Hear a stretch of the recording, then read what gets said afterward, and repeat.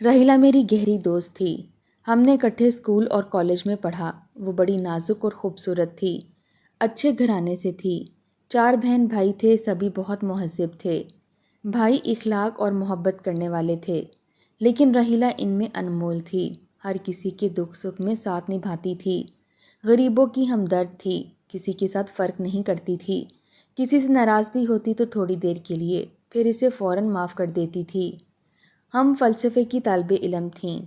वो बहुत ज़हीन तालिबा थी। फ़लसफ़े में अव्वल नंबर पर रहती थीं। इसको अल्लाह ने सोचने समझने की ज़बरदस्त सलाहियत अता की थी। जो बात कोई घंटों में समझ पाता वो मिनटों में समझ लेती थी। इसी वजह से घर में लोग इसे मजाक में इसको सियानी कहते थे। कुछ लोग अल्लाह ने ऐसे बनाए होते हैं जो हर पहलू से खुशनुमा होते हैं। खूबसूरत खूबसीरत किरदार, इखलाक, सूझबूझ, समझ, गर्ज, क्या तारीफ़ करूं। जो इसे देखता इस पर मर मिटता था। हर कोई नहीं जानता था कि इंसान की तकदीर में क्या लिखा है। हम सोचते कुछ हैं, होता कुछ है। वही लड़की जिसके बारे में सब कहते थे कि बहुत ज़हीन है, बहुत समझदार है, बड़े अच्छे दिमाग की मालिक है और सही फैसला करने की खुदादाद सलाहियत रखती है। लेकिन जब इसने अपनी ज़िंदगी के बारे में सबसे अहम फैसला किया तो लोग हैरान और शर्मसार रह गए। मैं अक्सर राहीला से कहती कि तुम तो बहुत खुशकिस्मत हो कि लोग तुमसे प्यार करते हैं। तुम ठीक कहती हो, लोग मुझसे प्यार करते हैं, मगर मुझे अभी तक कोई अच्छा नहीं लगा जिसको मैं दिल से और शिद्दत से चाहूँ। वो अपनी दुनिया में मगन थी। मस्बत सोचों के साथ जियो और जीने दो की पॉलिसी पर अमल करते हुए हमेशा खुशबाश रहती थी। कोई क्या सोचता है इसके बारे में इसको कोई परवाह न थी। राहीला की अम्मी इससे बहुत मोहब्बत करती थीं। राहीला के कहने पर अच्छे से अच्छा रिश्ता ठुकरा देतीं। आला से आला ख़ानदानों से इसके लिए रिश्ते आए। ख़ानदान के पढ़े लिखे, आला मेयार और आला ओहदे पर फाइज लड़कों ने ख्वाहिश की कि वो राहीला से शादी करें, मगर वो बज़िद थी कि अभी किसी के बारे में सोचने की गुंजाइश नहीं है। लड़कियां दौलत पर मरती हैं। बेशक आजकल के दौर में दौलत एक ज़रूरी शय है, लेकिन सिर्फ दौलत ही तो सब कुछ नहीं होती। इसे माँ बाप ने घर में इतनी आसाइश, मोहब्बत और सहूलतें दे रखी थीं कि इसने कभी सोचा ही नहीं था कि दौलत की क्या अहमियत है। बस यही कहती थी कि आज तक मुझे कोई अच्छा नहीं लगा, चाहे वो कितना ही दौलतमंद और खूबसूरत हो। जिस लड़की ने दुनिया की हर सहूलत माँ बाप के घर देखी हो, भला इसे क्या खबर कि बाहर की दुनिया कैसी है, कितने मकरू फ़रेब से भरी हुई है। वो घर में बोर होने की वजह से अक्सर मेरे घर आ जाती थी। फिर अचानक वो हुआ जिसका कोई तसव्वुर नहीं कर सकता। राहीला इन दिनों इदारे में अंग्रेज़ी बोलचाल सीखने जा रही थी कि वहाँ इसकी मुलाकात एक ऐसे शख्स से हो गई जो चर्ब ज़बानी में अपना सानी नहीं रखता था। वो लड़की जो कहती थी कि कोई मेरे दिल को नहीं भाता, चाहे कितना खूबसूरत और दौलतमंद क्यों ना हो। इसने ऐसा फ़ैसला कर लिया कि मैं तो हैरान रह गई। इसने अपनी उम्र से कई गुना बड़े शख्स के साथ शादी करने का फ़ैसला कर लिया, जो कि पहले से शादीशुदा और कई बच्चों का बाप था। और बहुत बड़ी बात यह कि वो इंतहा दर्जे का बदसूरत था। दोनों में ज़मीन आसमान का फ़र्क था। कहाँ राहीला एक नरमो नाजुक फूलों जैसी शहजादी, और कहाँ वो ध्योकल काला भूत सा आदमी। जिसने भी सुना दांतों तले उंगली दबाकर रह गया। सब ने समझाया कि कुछ तो खुदा का खौफ करो राहीला, लोग क्या कहेंगे, उम्रों का इतना फ़र्क है, फिर ये कि वो शादीशुदा है, तुम्हें रिश्तों की क्या कोई कमी है। मालूम नहीं राहीला को क्या हो गया था। इसकी खातिर जान देने को तैयार थी, दुनिया की हर शय निसार करने को तैयार थी, मगर वो कहती थी कि असद में जो बात है वो किसी में नहीं, और मैं सूरत की नहीं सीरत की शदाई हूँ। मुझे इनसे प्यार हो गया है, मैं इन्हीं से शादी करूँगी, चाहे कुछ भी हो जाए। माँ बाप समझा समझा कर हार गए। आखिर बेटी की खुशी की खातिर इसकी शादी कई गुना बड़े शख्स असद से कर दी गई। जाने इस मकरूह शख्स ने कैसे इस नाजुक सी लड़की को शीशे में उतारा, नहीं मालूम। हम समझ रहे थे कि ये राहीला का जज्बाती फैसला है। शायद असद ने किसी जादूगर से इस पर जादू कराया है कि इसको कुछ दिखाई ही नहीं देता। आखिरकार शादी हो गई। वाकई मेरी दोस्त ने इसको टूट कर चाहा और बस घर की चार दीवारी तक खुद को महदूद कर लिया। मैं हैरान थी कि क्या ये वही राहीला है। कितना खुश नसीब है ना ये काला भूत सा इंसान कि इसे राहीला जैसी बीवी मिली। बीवी भी वो मिली जो इंतहा दर्जे की खूबसूरत, अच्छे घराने और अच्छे किरदार की, جب بھی آتی گھر والوں سے ملتی تو مجھ سے بھی ملنے ضرور آتی۔ مجھے کہتی تھی کرن سب کچھ اچھا ہے، لیکن پھر دبی زبان سے کہتی مگر میرے سسرال کے لوگ کوئی خاص اچھے نہیں ہیں۔ کبھی کبھی شوہر بھی ان جیسا لگتا ہے، جتنا چاہوں ان لوگوں کی خدمت کروں مگر یہ بے حس لوگ ہیں۔ وہ اپنے شوہر کے پہلے بچوں کے ساتھ بھی اچھا سلوک کرتی تھی، مگر یہ عجیب و غریب قسم کے لوگ تھے، راحیلہ سے حسد کرتے تھے۔ یہ جتنا بھی ان کا خیال رکھتی وہ مزید دور ہوتے جاتے۔ اس وجہ سے راحیلہ بہت پریشان رہنے لگی۔ اب پتہ چلا تھا اس کو کہ شادی شدہ مرد کبھی اپنا نہیں ہو سکتا، اس کی زندگی بٹی ہوئی ہوتی ہے۔ پہلی بیوی اور اس کے بچے اس کی زندگی میں بہت بڑی حقیقت ہوتے ہیں، اور جو لڑکیاں جانتے بوجھتے کسی شادی شدہ مرد کا انتخاب کر لیتی ہیں، ان کو پھر اس قسم کے حالات سے دوچار ہونا ہی پڑتا ہے۔ انہی دنوں وہ امید سے ہو گئی۔ سوتن کو بڑی بہن کہہ کر گھر میں آئی تھی، لہٰذا آپا کا درجہ تو دینا تھا۔ آپا سارا دن پلنگ پر بیٹھی رہتی تھی اور وہ اس کی خدمت گزاری میں جٹی رہتی۔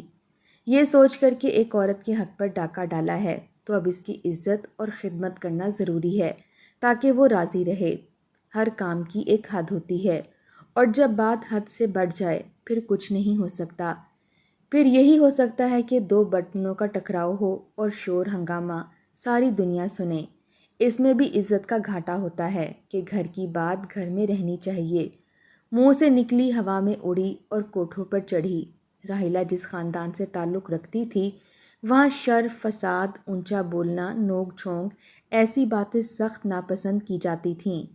ایسی باتوں کی وہ عادی بھی نہیں تھی، چپ چاپ اپنی سوتن کی زیادتیاں برداشت کرتی رہی، یہاں تک کہ بیمار پڑ گئی۔ اس کی طبیعت خراب تھی، چکر آتے، الٹیاں ہوتیں، مگر سوتن رعایت نہ کرتی۔ وہ اس کو کہتی کہ تم مجھے سالن پکا کر دو کیونکہ مجھے تمہارے ہاتھ کا کھانا اچھا لگتا ہے، چائے بھی تم ہی بنا کر لاؤ۔ گھر میں اس سے باندھیوں کتنا سلوک کرتی۔ آخر کار یہ دباؤ اتنا بڑا کہ پھر اس کا نازک وجود یہ بوجھ نہ سہ سکا اور وہ بچہ پیدا کرنے سے پہلے ہی بے ثمر ہو گئی۔ مستقبل کی خوبصورت امیز جو اس کے پہلو میں پرورش پا رہی تھی، اس نے قبل از وقت دم توڑ دیا۔ راحیلہ کو ہسپتال میں داخل ہونا پڑا، جہاں وہ 15 دن رہی، اور جب وہ بھلی ہوئی تو کسی نے اس کے ساتھ ہمدردی کا ایک بول بھی نہ بولا کہ وہ اتنے دن بیمار رہی، اب کیسی ہے۔ اس کی خدمت ان لوگوں نے کیا کرنے کہ پھر سے اس کو کام پر جوت دیا۔ راحیلہ اس سلوک پر بہت دل برداشتہ تھی۔ شوہر سے امید تھی کہ دل جوئی کرے گا، قبل از وقت کوکھ کے خالی ہو جانے کا دکھ اور اس کی آنکھوں سے بہتے ہوئے آنسوؤں کو پیار کے دو بول کہہ کر سمیٹ لے گا۔ دکھ کم ہو جائے گا، مگر شریک حیات بھی جب چکنی مٹی کا بنا ہو تو پھر کسی اور سے کیا شکایت۔ اب وہ میکے جا کر رہنا چاہتی تھی تاکہ چند دن آرام کر سکے۔ اسد نے اس کی بھی اجازت نہ دی، کہا کہ ہمارے ہاں بیوی جب ایک بار شوہر کے گھر آ جاتی ہے تو مڑ کر میکے کی طرف نہیں دیکھتی۔ راحیلہ اپنا دکھ درد میرے سوا کسی سے نہ کہتی تھی، والدین کو اس لیے بھی نہ بتاتی تھی کہ انہوں نے تو پہلے ہی منع کیا تھا کہ بیوی بچوں والے شخص سے شادی مت کرو۔ انہوں نے کیا، خاندان کے ہر فرد نے، رشتہ داروں نے، خود میں نے بھی اس کے آگے ہاتھ جوڑے تھے کہ اتنی بڑی غلطی کر رہی ہو، باز آ جاؤ۔ لیکن ہم لڑکیوں کی بس یہی ایک کمزوری ہے کہ عقل کی بجائے دل سے سوچتی ہیں اور اپنے بزرگوں کا کہا نہیں سنتی، بعد میں کس قیامت سے گزرنا پڑے گا اس کا ادراک نہیں رکھتی۔ میں نے بھی سے یہی کہا تھا کہ تم شوہر سے ہمدردی کی توقع مت رکھو، یا پھر والدین کو اپنے حالات سے آگاہ کر دو، ورنہ تمہاری سوتن کبھی تم کو ماں کے مقدس رتبے پر فائز ہونے نہیں دے گی۔ یہ ایسے ہی تم پر عرصہ حیات تنگ کر کے رکھے گی۔ شوہر خاموش تماشائی بنا ہوا ہے، وہ کب تمہاری طرفداری کرتا ہے، اس میں بیوی اور اپنے جوان سالہ بچوں سے مقابلے کی ہمت نہیں ہے۔ پہلی بیوی کا کنبہ کافی بڑا اور بارسوخ تھا، اسد اس وجہ سے بھی دبتے تھے، جبکہ ادھر راحیلہ کے والدین شرافت کی وجہ سے کبھی اس کے گھر کی طرف رخ بھی نہ کرتے تھے۔ کوئی بات کرنا تو کچھ، وہ بیچارے تو بس عاجزی سے سر جھکائے رکھتے تھے تاکہ ان کی بیٹی کا گھر بسا رہے جو اس نے اپنی مرضی سے چنا تھا۔ جانے گھر بسانا کس کو کہتے ہیں اور یہ کیسے بستا ہے، میری سمجھ میں نہیں آتا کہ اس کے لغوی معنی کیا ہیں اور حقیقی معنی کیا ہیں۔ راحیلہ جس کو گھر کی آبادی کہتی تھی، میری نظر میں تو وہ راحیلہ کی بربادی تھی۔ بہرحال ان ساری باتوں کا تعلق انسان کے دل کی آبادی سے ہوتا ہے۔ میں سوچتی تھی ممکن ہے اسی طرح اس کا دل آباد ہو، کیونکہ دل کے معاملات سب سے جدا ہوتے ہیں۔ میں رحیلہ کے گھر گئی، وہ نکاہت سے زٹ پڑی ہوئی تھی، پھر بھی سوتن کے کپڑے استری کر رہی تھی۔ میں نے اسے کہا، تم کمزوری سے نڈھال ہو رہی ہو، فی الحال یہ کام ان کو خود کرنے دو اور تم اپنے کمرے میں جا کر لیٹ جاؤ۔ جو تمہیں چاہیے نوکر کو آواز دے کر کمرے میں منگوا لو، تم کو برابر کا حق ہے۔ کہنے لگی، نہیں کرن، اس طرح تو مسائل پیدا ہوں گے اور میں نہیں چاہتی کہ مسائل پیدا ہوں۔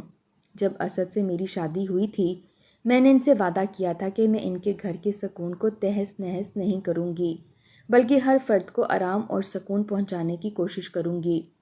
میں ان کو کبھی پریشان نہیں کروں گی تاکہ وہ سکون سے کام کر سکیں۔ رحیلہ کا فلسفہ عجیب و غریب تھا۔ اپنی ذات کے حقوق وہ بھلا چکی تھی، بس فرائض ادا کرنے میں لگی ہوئی تھی، یہ سوچے بغیر کہ میں جو اتنا ان کو سکون دینے کی کوشش کر رہی ہوں، اس کے بدلے میں یہ لوگ مجھے کیا دے رہے ہیں۔ اس کی اس قسم کی سوچ بھی نہیں تھی، اس کی بس مثبت قسم کی سوچ تھی۔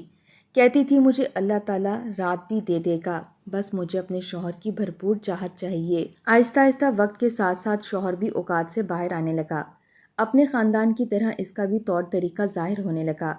پہلے بدتمیزی سے بات نہیں کرتا تھا، گالی گلوچ نہیں کرتا تھا، پھر یہ بھی کرنے لگا۔ وہ بہت حیران ہوتی تھی اور کہتی تھی، کرن، میں اتنی اچھی تو ہوں ان کے ساتھ، اور کتنا اچھا ان لوگوں کے ساتھ رہوں، لیکن یہ بہت عجیب لوگ ہیں، مجھے ہر وقت ذلیل کرتے ہیں۔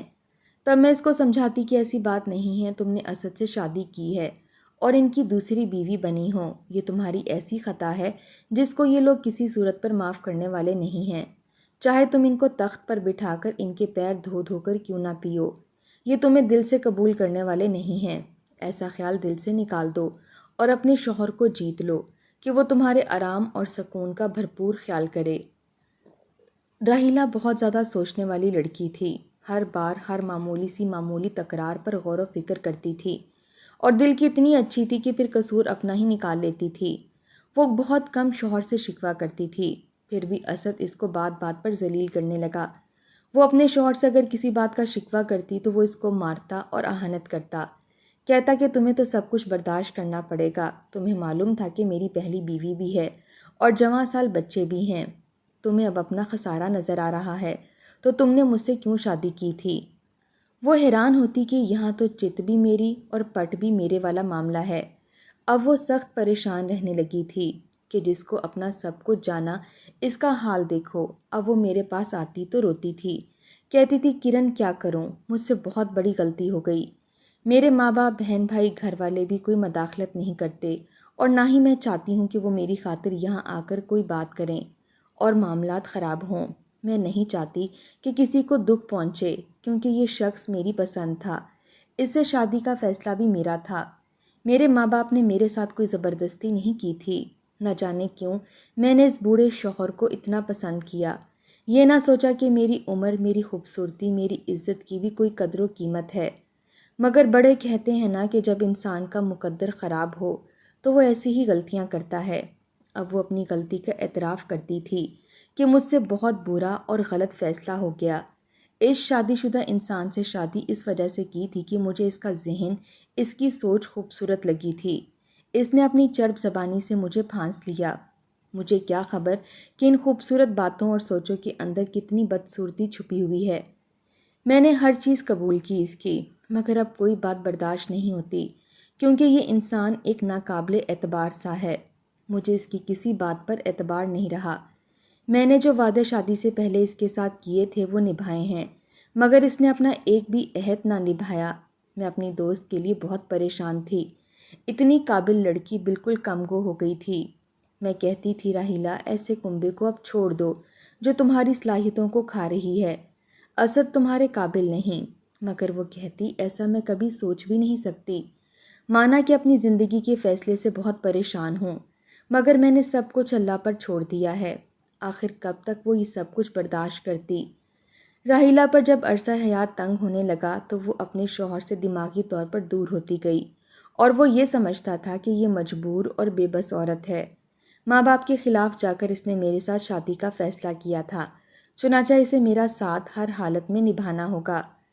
راحیلہ نے بہت کوشش کی تھی کہ یہ شخص، میرا شوہر، ہمیشہ میرا وفادار رہے، چاہت اور خلوص کے ساتھ انصاف کرتے ہوئے میرے ہمراہ زندگی گزارے۔ لیکن آخر کار وہی ہوا جو رحیلہ نے کبھی سوچا بھی نہ تھا۔ ایک روز اس نے مجھے کہا کہ کرن، اب میں اس انسان کے ساتھ نہیں رہ سکتی، مجھے اس سے نفرت ہو گئی ہے، اس نے میری چاہت، میری وفا، میری قربانی کو مٹی کر دیا ہے۔ پھر اس نے ایک بیگ میں چند کپڑے اٹھائے اور اپنی ایک دوست کے گھر چلی گئی جو وکیل تھی۔ اس نے اپنی وکیل دوست کی مدد سے اسد سے خلا کی درخواست کر دی۔ پھر اس کی زندگی میں نیا موڑ آیا۔ اس کی دوست وکیل کا بھائی ایک بہت بڑا بزنس مین تھا، بہت خوبصورت اور وجیہہ انسان تھا۔ دنیا کے کئی بڑے ملکوں میں اس کا کاروبار پھیلا ہوا تھا۔ جب اس کو رحیلہ کے سارے حالات کا علم ہوا تو اس نے شادی کی پیشکش کر دی۔ اب اسد کو ہوش آیا کہ یہ کیا ہو گیا ہے۔ اس نے بھی عدالت سے رجوع کیا، لیکن اب دیر ہو چکی تھی۔ وہ رحیلہ کے ساتھ جو ناانصافیاں کرتا رہا تھا، جب اسے اس کا احساس ہوا تو وہ رحیلہ کے بہن بھائیوں کے قدموں میں جا کر گرا کہ مجھ کو معافی دلوا دو، میں اتنی وفادار، خوبصورت اور کم عمر بیوی کی قدر نہ کر سکا۔ اس نے ہر طرح سے یقین دہانی کرائی کہ آئندہ ایسا کبھی نہیں ہوگا، مگر رحیلہ نے کہا کہ اب وقت گزر گیا ہے۔ عدالت سے خلا رحیلہ کے حق میں ہو گئی اور پھر اس نے اپنے دوست کے بھائی سے شادی کر لی۔ وہ اس کو لے کر باہر چلا گیا، رحیلہ کو اس قدر محبت دی کہ وہ پچھلے سارے غم بھول گئی۔ اللہ نے اسے 2 خوبصورت جڑواں بیٹوں سے نوازا۔ آج وہ اپنی دنیا میں خوش اور مگن ہے، جبکہ اسد وہ اس کی یاد میں سسکیاں بھرتا ہے۔ اس پر فالج کا حملہ ہوا اور وہ بستر پر پڑ گیا۔ پہلی بیوی، بچے اس کو بے وفائی کی سزا دینے لگے۔ اس کو پوچھتے تک نہ تھے کہ کہاں پڑے ہو، کس حال میں ہو۔ وہ کہتا تھا کہ اگر رحیلہ ساتھ ہوتی تو وہ میری خدمت کرتی، کیونکہ وہ طبیعتاً ایک شریف لڑکی تھی۔ سچ ہے، دکھ میں کوئی کسی کا نہیں ہوتا۔ بد نصیب ہوتے ہیں وہ لوگ جو اچھے رشتوں کی قدر نہیں کرتے اور پھر ان کے چلے جانے کے بعد ہاتھ ملتے رہ جاتے ہیں۔